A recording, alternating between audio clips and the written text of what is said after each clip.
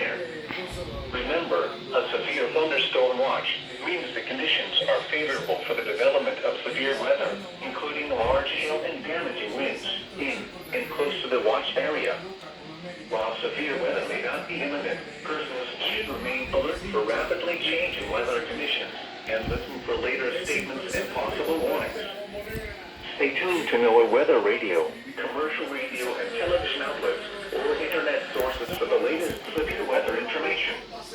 Repeating, severe thunderstorm watch number 328 has been issued until 3 a.m. Central Daylight Time Monday for the following counties in Alabama: Bibb, Chilton, Coosa, Jefferson, Shelby, and St. Clair.